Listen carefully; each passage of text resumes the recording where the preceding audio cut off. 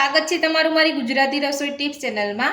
તો આજે આપણે બનાવીશું સોજીનો એકદમ સોફ્ટ અને ટેસ્ટી નાસ્તો। તો ચલો આપણે બનાવવાનું શરૂ કરીએ। તો સોજીનો ટેસ્ટી નાસ્તો બનાવવા માટે મેં અહીંયા એક વાટકી સોજી લીધો છે। તો સોજીને આપણે એક બાઉલની અંદર લઈ લઈશું। તો સોજીને બાઉલની અંદર લઈ લીધા પછી હવે આપણે તેની અંદર એક વાટકી દહીં ઉમેરીશું, સાથે જ એક વાટકી પાણી ઉમેરીશું। બધું સરસ મિક્સ કરી લઈશું। તો આ રીતે એકદમ સરસ રીતે મિક્સ કરી લેવાનું છે। તો દહીં અને સોજી એકદમ સરસ રીતે મિક્સ થઈ જશે। તો એક વાટકી પાણી ઉમેરીને આપણે અહીંયા બધું સરસ મિક્સ કરી લીધું છે। તો હવે આપણે તેને ઢાંકીને 5 મિનિટ માટે રહેવા દઈશું।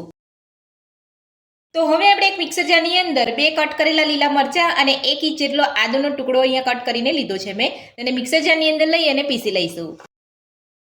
તો આદુ મરચાંની પેસ્ટ આપણી બનીને તૈયાર છે। તો હવે આપણે એક ચમચીની અંદર આદુ મરચાંની પેસ્ટ લઈ લઈશું। તો સોજીને ઢાંકી અહીંયા 5 મિનિટ જેટલો સમય થઈ ગયો છે। તો હવે આપણે ચેક કરી લઈશું। તો તમે જોઈ શકો છો 5 મિનિટની અંદર જ આપણો સોજી એકદમ સરસ અહીંયા ફૂલી ગયો છે। તો હવે આપણે તેની અંદર મસાલા એડ કરીશું। તો સૌથી પહેલા આપણે સોજીની અંદર આદુ મરચાંની પેસ્ટ ઉમેરીશું, સાથે લીલા વટાણા ઉમેરીશું, સાથે બાફેલી લીલી મકાઈ ઉમેરીશું, કટ કરેલા ગાજર ઉમેરીશું, ઝીણા સમારેલા લીલા ધાણા ઉમેરીશું, સ્વાદ પ્રમાણે મીઠું ઉમેરીશું, નાની અડધી ચમચી શેકેલા જીરાનો પાવડર ઉમેરીશું। બધું સરસ મિક્સ કરી લઈશું। તો આપણે અહીંયા ખૂબ જ ઓછા મસાલાની અંદર એકદમ ટેસ્ટી નાસ્તો બનીને તૈયાર થતો હોય છે। તો મારી આ રીતે આ નાસ્તો ઘરે બનાવવાનું એકવાર જરૂરથી ટ્રાય કરજો। આ નાસ્તો બાળકો માટે પણ એકદમ હેલ્ધી હોય છે। તો તમે લંચ બોક્સની અંદર બાળકોને આપી શકો છો। તો બધું જ આપણે અહીંયા સરસ મિક્સ કરી લીધું છે। તો હવે આપણે તેની અંદર 2 ચપટી જેટલો બેકિંગ સોડા ઉમેરીશું, 2 ચમચી જેટલું પાણી ઉમેરીશું। બધું સરસ રીતે મિક્સ કરી લઈશું। તો આ રીતે તમારે અહીંયા છેલ્લા જ બેકિંગ સોડા ઉમેરવાનો છે, અહીંયા પહેલા બેકિંગ સોડા નથી ઉમેરવાનો।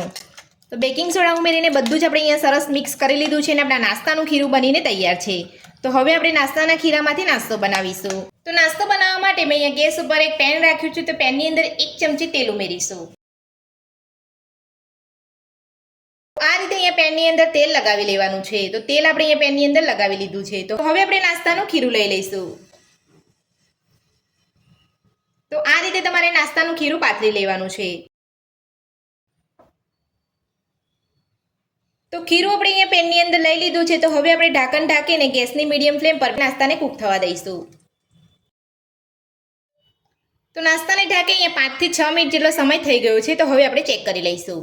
તો નાસ્તો પણ અહીંયા એકદમ સરસ અહીંયા કૂક થઈ ગયો છે અને તમે જોઈ શકો છો અહીંયા આપણે ખીરું પણ અહીંયા ચોટતું નથી। તો આ રીતનો નાસ્તો કૂક થાય ત્યાં સુધી આપણે નાસ્તાને કૂક થવા દેવાનો છે। આ રીતે ખાલી આપણે એક બાજુ જ નાસ્તાને કૂક કરવાનો છે। તો તમે જોઈ શકો છો બીજી બાજુ પર એકદમ સરસ આપણો અહીંયા નાસ્તો કૂક થઈ ગયો છે। તો આ રીતે આપણે બધો જ નાસ્તો બનાવી લઈશું। સોજીનો નવો નાસ્તો બનીને તૈયાર છે અને તમે જોઈ શકો છો એકદમ સરસ જાળીદાર આપણો નાસ્તો બન્યો છે। નાસ્તો અંદરથી એકદમ સોફ્ટ બન્યો છે। તો સોજીનો નવો નાસ્તો બનાવવાની રીત તમને મારી કેવી લાગી મને કોમેન્ટ બોક્સમાં કોમેન્ટ કરીને જરૂરથી જણાવજો, અને મારી આ રીતે નાસ્તો ઘરે એકવાર બનાવવાનું જરૂરથી ટ્રાય કરજો। આ નાસ્તો બનાવવાની રીત તમને મારી પસંદ આવી તો વિડીયોને લાઇક કરજો, ચેનલને સબસ્ક્રાઇબ કરજો, તમારા મિત્રોને જરૂરથી શેર કરજો। Thank you.